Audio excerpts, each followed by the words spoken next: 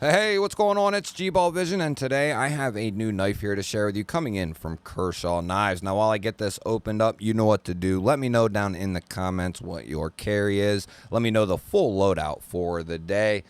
Now, Kershaw and ZT both have had an awesome year so far in 2025, and they're going to continue their catalog with a new knife into the Kershaw line. This is called the Remnant here, and this is out of the Chinese OEM facilities, so not the U.S. manufacturing that we've seen recently.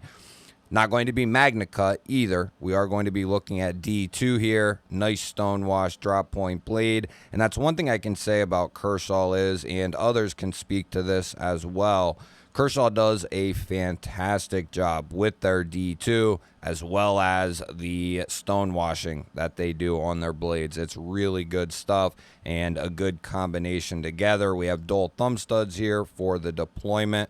Fairly thin on the blade stock. We'll check that here in a moment.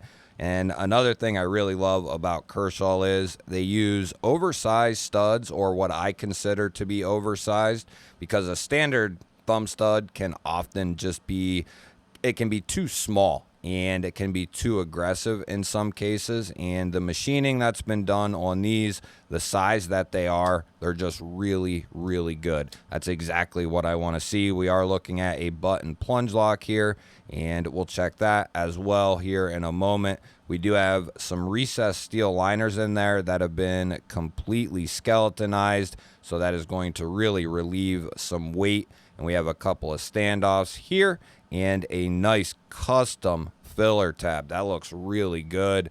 That is going to be a completely reversible carry there, so lefties and righties will be able to carry this as you will. It's recessed very nicely along with the screws. Really good job, and that's a unique look for a filler tab running into that butt end there. Nice and clean, well finished. The micarta, good quality, feels good, it looks good. It's got a semi-contour to it as well. Fairly good size. Wouldn't mind if it was just a little bit bigger. And let's get into that now. Let's see what we are looking at here. We are going to be right at 3 1/8 of actual cutting edge, 3 1/4 of total blade, and then this is going to come down there right at, we'll give it 7 5/8 overall. And to put that in perspective, I'll bring a couple of comparison knives out here. We have the Kaiser Militao and we have the Kaiser Drop Bear here. And this is going to fall right in between both of those. And two more. We have the Benchmade Bug Out up top, and we got the Vosteed Raccoon here on the bottom. And it's going to be a little bit bigger than that Bug Out size, but I would say almost directly in line with the Raccoon.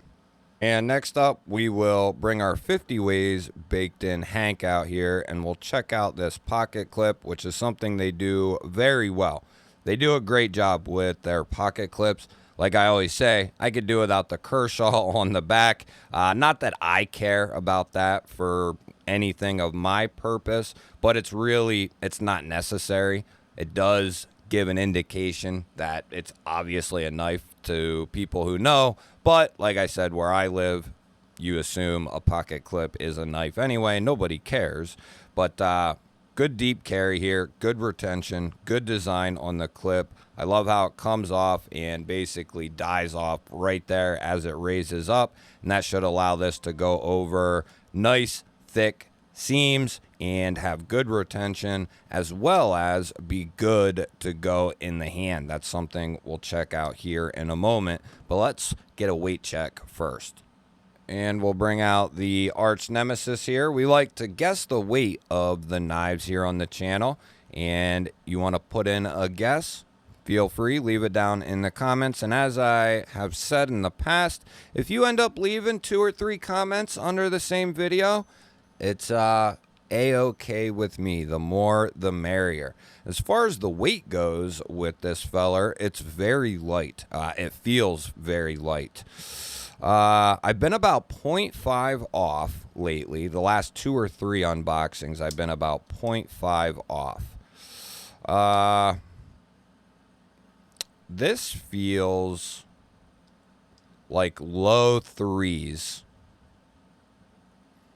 Let's say, and I've been about 0.5 off, so let's say 3.4.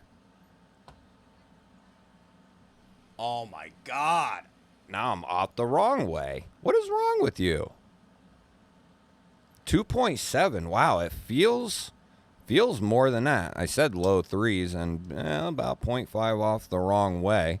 I went up about 0.4 off the other way. It's this thing, I'm telling you what. 76 grams for everyone else, and I'm going to double check this because this thing likes to play games with me. 2.6, all right. Yeah, that's what I thought. All right, next up, we are going to take a look at the handle thickness of this knife, and that's going to come in about 0.49 for our handle thickness. We'll check our blade stock, which it looks pretty thin. And it is. It's coming down there around 104 thousandths. So nice and thin there on the blade stock, or pretty thin. And we'll get a measurement here, 19 thousandths in that particular spot with that particular hold. Let's see how this cuts out of the box. And for that, we'll go ahead and use our catalog paper here. This will be a good poking type of knife. If you do open a lot of packages and so on, this will be a nice poker for you. Or you're someone who does a trade where you got to poke and slice. This will be a good option for that. D2, done well. Pretty good edge retention, better than 14C Nitro V. Toughness isn't like off the charts, but it's decent. And D2, it's not the most corrosion resistant steel, but it's not bad. All you got to do is really somewhat take care of your blades, no matter really what they are. Even steels like D2, M4, 3V, knives that aren't known for their corrosion resistance, if you just take a little bit of care, just don't dip it in a bucket of water, close it, and throw it in a drawer. Stuff like that. Just don't be a moron, and you're going to be fine. Your blade will be fine, especially with a good coating or a good finish to the blade like this has here with that stone wash. It's going to be just fine. Just a little bit of care, keeping it wiped down, basically, and it'll be good to go. So we'll get the off-grid driver out here, and we'll do a hardware check. We're going to be T6 on the body, T6 on the filler, and T6 on the pocket clip screws. We're going to be T8 on our pivot there. So we got T8 for the pivot and T6 for the body and pocket clip screws. We did check centering, and it is on point. We have no detent to worry about. We have no pivot lashing to worry about either, because I don't have any. Any movement up or down? Not really. I can get a little flex on this going, but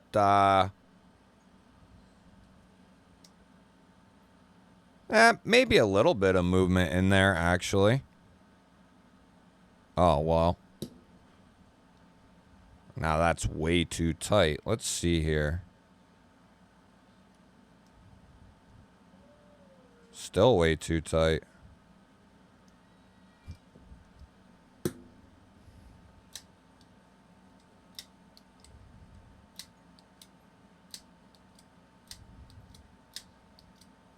Okay.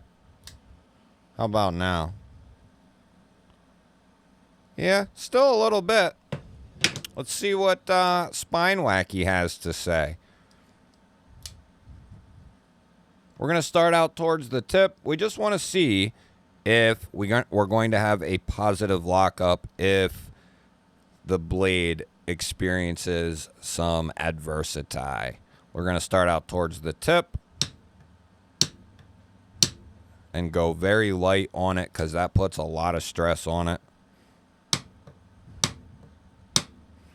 We've already had 2 failures this week. So Very good, though.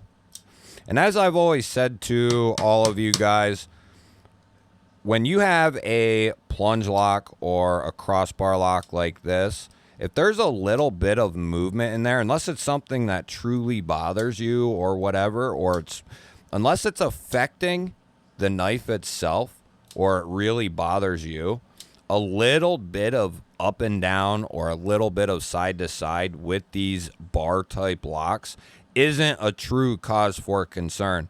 I have had dozens upon dozens of both locks where there might be like a hint of up and down or a hint of side to side, and it passes with flying colors. It's tough. It's fine. So like I always say, it's not a cause for concern. If it does have just a little bit of wiggle in there, that doesn't mean it's not going to do its job and stay locked up. As has been demonstrated before and said by many, for an EDC knife, something that you're just going to, do some daily cutting with, you might get it out to cut a few things here and there, up to you get it out often to just do some light cutting or whatever, some regular day-to-day stuff. A button plunge lock is going to be just fine. Now, would I take it into the trades and beat the hell out of a button plunge lock? Yeah, you can, but you have to know the knife as well. It's not one that I would recommend unless you know your knife up and down. I've taken knives that have failed, whether it's a frame lock, a plunge lock, whatever it is, and it's failed its lockup test, and I've still been able to use that knife hard. You just don't, you just got to be more careful. You can't come up into material, jerk into it. You never want to do that anyway, but it happens. Or, you come out and hit the blade on something. It can happen, and it does happen more than you might think it does. You guys will have to let me know what you think of the Remnant here from Kershaw. Not quite sure on a price point for these because it's somewhat different than we've seen in the past as far as the micarta goes. We've seen them do D2, but just a little bit different than what we've seen in the past. Good quality all the way around, though. I like this knife quite a bit. I'd love to, if this was like a button liner lock or something, this would be something to kind of squawk at least in my opinion. Even at the button lock phase, I still like this knife, especially if it's going to have good solid lockup. We got a thin D2 blade here that Kershaw does really well. Good ergos. That pocket clip, it feels fine in the hand. It kind of nestles in, at least with my hand. It nestles in perfectly, and this type of clip is one of my favorites right here. Exactly how this is done, going to be good to go in the pocket clip regards. Let me know your thoughts. I always look forward to hearing from you guys on these newer knives. Share this video with your friends and family. They're definitely going to want to know about the latest Kershaw Remnant. Thank you to the people who share my videos. I greatly appreciate it.